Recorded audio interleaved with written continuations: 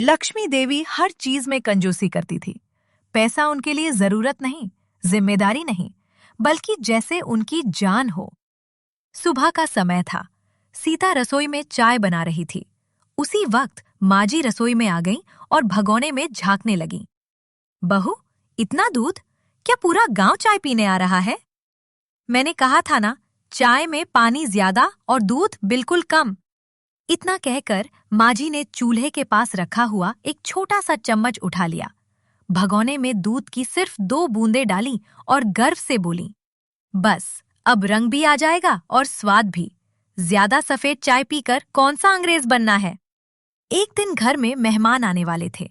रसोई में चूल्हा जल चुका था और सीता खाने की तैयारी में लगी हुई थी।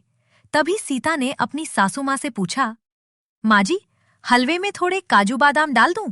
मेहमान खुश हो जाएंगे। अरे ना ना बहू, ड्राई फ्रूट खुशी के लिए नहीं, खर्च बढ़ाने के लिए होते हैं। ऊपर से बुआ जी के दांत कमजोर हैं, काजू फंस गया तो? हम उनकी सेहत का ध्यान रख रहे हैं। तो घी थोड़ा और डाल दूं? अरे नहीं, ज्यादा घी से हलवा नहीं, कोलेस्ट्रॉल बनता है।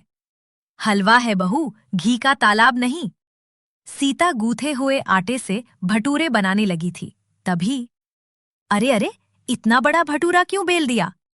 माँ जी, भटूरा तो बड़ा ही अच्छा लगता है। नहीं बहू, इसे बीट से काट दो। काट दूं? हाँ, एक भटूरा काट कर 2 बनेंगे।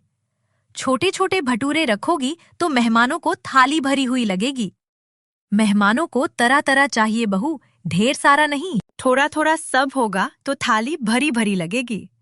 इसी को कहते हैं अक्ल से पकाना। उस साल बारिश बहुत कम हुई थी। खेत सूख रहे थे और हर दिन नुकसान बढ़ रहा था। चिंता में डूबे रामू ने आखिर माँ से बात की। माँ, अगर कुआं नहीं खुदवाया तो पूरी फसल जल जाएगी। पड़ोस के काका मशीन मंगवा रहे हैं। पैसे पेड़ पर नहीं उगते रामू, बारिश आएगी, भगवान पर भरोसा रख। कुआं खुदवाने में घर का सारा पैसा चला जाएगा। एक दिन सीता ने ये सब देखकर सोचा कि सासू माँ को कुछ कहने के बजाय उन्हें बस एक छोटी सी कहानी सुनाई जाए। उस कहानी के जरिए वो सासू माँ को एक छोटा सा एहसास दिलाना चाहती थी। दोपहर को सारे काम खत्म होने के बाद सासू माँ और सीता आम के पेड़ की छांव में बैठे थे। तभी सीता ने कहा, माँ जी, मैं आपको एक कहानी सुनाऊं? सीता के पूछते ही माँ जी ने हामी भर दी। सीता कहानी सुनाने लगी। कभी एक गांव में एक बूढ़ी औरत रहती थी। उसके पास एक बड़ा सा बाग था। बाग में आम के पेड़ थे जो हर साल फलों से लदे रहते थे। लेकिन वो औरत इतनी कंजूस थी कि फल तोड़ने नहीं देती थी। वो सोचती थी, फल अपने आप गिरेंगे तभी खाऊंगी, मेहनत क्यों करूं?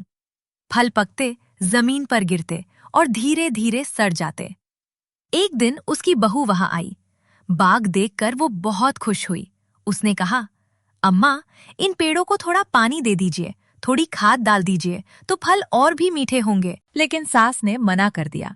वो बोली, पैसे क्यों बर्बाद करूं, प्रकृति खुद संभाल लेगी। फिर एक साल सूखा पड़ गया, बारिश नहीं हुई, पेड़ धीरे धीरे सूखने लगे। तब बहू ने चुपके से एक पेड़ को पानी देना शुरू किया, थोड़ी खाद भी डाल दी। वो पेड़ हरा भरा रहा, जबकि बाकी सारे पेड़ सूख गए। सास ने ये देखा और हैरान होकर पूछा, ये पेड़ कैसे बच गया? बहू मुस्कुराकर बोली, अम्मा, कंजूसी सूखे कुएं जैसी होती है जो कुछ नहीं देता, लेकिन अगर थोड़ा सा खर्च किया जाए तो वही कुआं पानी से भर जाता है। फल देने के लिए पेड़ को भी देखभाल चाहिए, वैसे ही घर को भी प्यार और थोड़ा खर्च चाहिए। सीता की कहानी सुनकर सास कुछ देर चुप रहीं। उन्होंने कुछ कहा नहीं, लेकिन सीता समझ गई कि बीज बो दिया गया है, अब बस अंकुर फूटने का इंतजार है। अगले दिन रामू खेत से थक कर घर आया। सीता ने चाय बनाई। सास ने कहा, चाय में चीनी कम डालो, महंगी है। सीता मुस्कुराकर बोली, अम्मा जी, चीनी जैसे जीवन का स्वाद है, बिना स्वाद के चाय फीकी लगती है। वैसे ही थोड़े से खर्च के बिना जिंदगी भी फीकी हो जाती है। सास चुप रहीं, लेकिन उनके मन में कुछ सोच चल पड़ी थी। अम्मा, कंजूसी उस बंद तिजोरी की तरह है जिसमें रखा धन भी सर जाता है। लेकिन थोड़ा खर्च उस खाद जैसा होता है जो 1 का 100 बना देता है। एक दिन गांव में मेला लगा। सीता ने बहुत मनाकर माजी को मेले में चलने के लिए राजी किया। मेले में चारों तरफ चहल पहल थी। रंग बिरंगे गुब्बारे थे, खिलौने थे और तरह तरह के पकवान सजे थे। माजी सब कुछ ध्यान से देख रही थी। चलते चलते उनकी नजर जलेबी की दुकान पर जा टिकी। गर्मा गर्म जलेबियां कड़ाही में तल रही थीं। माजी वहां कुछ पल रुक गईं, जलेबियों को देखते रहीं, फिर बिना कुछ कहे आगे बढ़ने लगी। सीता ये सब समझ गई। वो माजी के मन की इच्छा पहचान चुकी थी। सीता ने सास का हाथ पकड़ा। अम्मा, आज पैसे नहीं, खुशियां खर्च करेंगे, खाइए ना। लक्ष्मी देवी कुछ नहीं बोली, लेकिन उनकी आंखों में कुछ बदलने लगा था। लक्ष्मी देवी झिझकी, फिर जलेबी का एक टुकड़ा मुंह में रखा और उनका चेहरा बच्चों की तरह खिल उठा। अरे, ये तो बहुत मीठी है, बिल्कुल तेरी बातों जैसी। घर लौटकर लक्ष्मी देवी ने तिजोरी खोली, पैसे निकालकर रामू को दिए। जा रामू, कुआं खुदवा ले, खेत को भी प्यास लगी होगी। और हाँ, घर आते वक्त जलेबी लेते आना।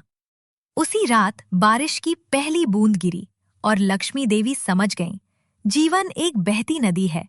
इसे कंजूसी के बांध से रोकोगे तो सब सूख जाएगा और थोड़ा दोगे तो जीवन बहुत कुछ लौटा देता है। अगर आपको ये कहानी पसंद आई और जलेबी देखकर मुंह में पानी आ गया तो वीडियो को लाइक कीजिए और कमेंट में बताइए आपके घर का फाइनेंस मिनिस्टर कौन है।